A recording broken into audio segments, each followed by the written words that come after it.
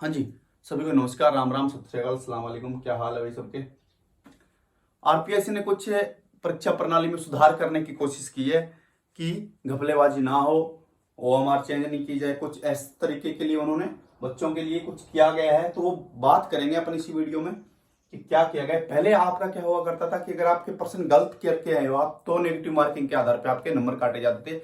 अगर आपके 3% गलत हो रहे हैं तो आपका एक सही पर्सन काट लिया जाता था। क्या किया जाता था, आपकी नेगेटिव मार्किंग होती थी कितनी, जो भी अलग अलग एग्जाम में अलग अलग थी। जैसे मतलब आपके आपके 3% गलत हो रहे हैं तो आपका 1% सही था ना, उसे भी गलत कर दिया जाता था। किसके आधार पे, नेगेटिव मार्किंग के आधार पे। मगर इस बार ऐसा नहीं होगा। अगर आप पर्सन छोड़ के भी आ गए, आपको पर्सन नहीं आ रहा और आप छोड़ आए, ऐसा ही करते थे हम। अगर हमें पर्सन नहीं आ रहा, उस पर्सन को हम छोड़ देते थे कि अगर गलत करेंगे तो अपना नंबर काट लिया जाएगा। अगर इस बार आप पर्सन छोड़ के आएंगे तो भी आपका नंबर काटा जाएगा। इसका मतलब कि नुकसान होगा कि फायदा, तो वो तो जानेंगे आगे। तो चलिए शुरू करते हैं। अगर चैनल पे नए हो तो लाइक शेयर सब्सक्राइब कर दीजिए, और ये अपने सोशल मीडिया हैंडल्स पे आप ऐड हो सकते हो। अब आरपीएस ने कुछ कहा है कि राजस्थान, आरपीएस ने क्या कहा है वो पहले पढ़ लेते हैं। आपको बता दूं कि राजस्थान लोक सेवा आयोग की भर्ती परीक्षाओं में अब कैंडिडेट को हर सवाल का जवाब देना होगा। क्या होगा, हर सवाल का जवाब देना होगा कैंडिडेट को। पहले क्या होता था, पहले हम पर्सन छोड़ देते थे। क्या, पर्सन छोड़ देते जो हमें नहीं आता था, ठीक है, पर्सन छोड़ देते, जिससे हमें क्या होता था कि हमें नेगेटिव मार्किंग नहीं होती थी। नेगेटिव मार्किंग मतलब हमें 40% में, 40 में से हमें 25% आ रहे हैं एकदम सही, तो मैंने एक 25 एकदम सही किए। अगर अब हमें 25% आ रहे हैं, 40% है उसमें से 25 आ रहे हैं, हमें बाकी नहीं आ रहे पर्सन, 15% है, तो उसे भी 15% को भी हमें ऑप्शन सेलेक्ट करना होगा। A B C D E, कौन सा भी ऑप्शन हमें सेलेक्ट करना होगा। अगर नहीं करेंगे, अगर पर्सन ऑप्शन सेलेक्ट नहीं करके आएंगे तो हमारे नंबर काट लिए जाएंगे, ऐसा आरपीएससी ने कहा है। तो चलिए पढ़ते हैं पहले पूरा। राजस्थान लोक सेवा आयोग की भर्ती परीक्षाओं में कैंडिडेट को हर सवाल का जवाब देना होगा। कैंडिडेट किसी भी प्रश्न का जवाब नहीं देगा तो नेगेटिव मार्किंग होगी। आयोग बदलाव में इस प्रस्ताव को अंतिम रूप दे रहा है।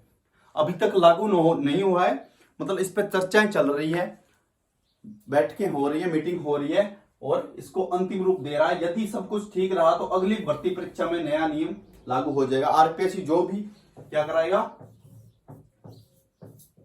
जो भी नई परीक्षा करवाएगा, कोई भी एग्जाम कराएगा, तो उसमें ये नियम लागू होगा, ठीक है। अब तक अभी जो परीक्षा हो रही है उनमें नहीं है, नेक्स्ट जो भर्ती आएंगी उनमें ये लागू होगा।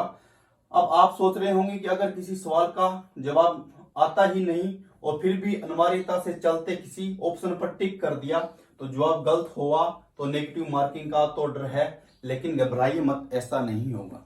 इसका फायदा भी है और इसके नुकसान भी है, उनकी बात करेंगे हम आगे कि इसके क्या फायदे क्या नुकसान है। पहले इसे पढ़े पूरा, फिर है। दरअसल अब तक किसी भी सवाल में 4 ऑप्शन आते थे। कितने, 4 ऑप्शन आते थे, ए बी सी डी या 1 2 3 4 जो भी ऑप्शन आते थे। मगर अब कितने ऑप्शन आएंगे, अब आपके 5 ऑप्शन आएंगे। 5वां ऑप्शन क्या होगा, 4 ऑप्शन तो होंगे आपके, जिसमें से आपको एक सिलेक्ट करना होगा।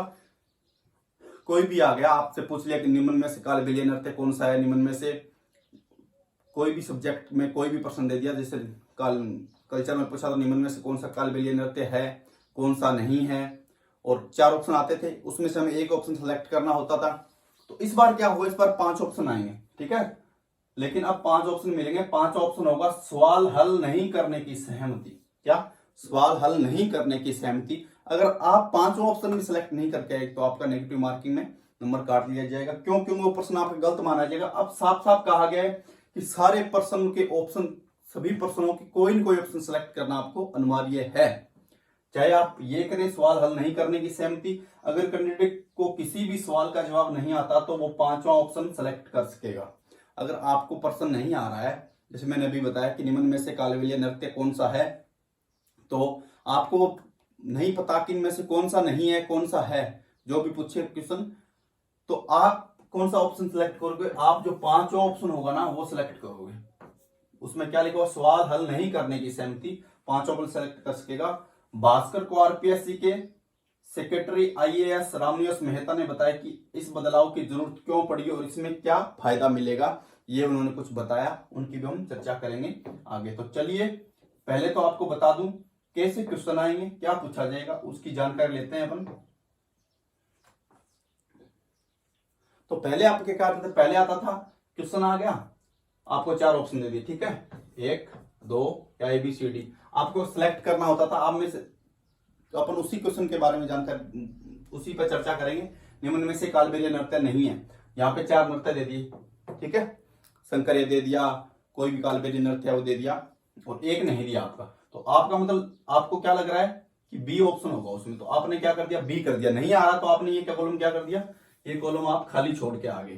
तो आपका ये प्रश्न सही है, आपको आता है तो आप सही भरा है इसमें, तो आपका सही होगा। अगर आपको नहीं आता तो आपका ये गलत नहीं होता था, इससे नुकसान नहीं होता था आपका। मगर अब क्या होगा, अब आपके क्वेश्चन आ गया, 5 ऑप्शन देंगे, ABCD, 4 में तो 4 ऑप्शन होंगे, 5वां होगा आपका सवाल हल नहीं करने की सहमति, ठीक है। तो अगर आपको कोई भी ऑप्शन आपको सही नहीं लग रहा है, आपको नहीं आ रहा, तो आप कौन सा करेंगे इसमें आप भरेंगे E। अगर आपने नहीं भरा ये ऑप्शन सेलेक्ट नहीं किया 5वां, तो आपका ये प्रश्न क्या माना जाएगा, गलत माना जाएगा।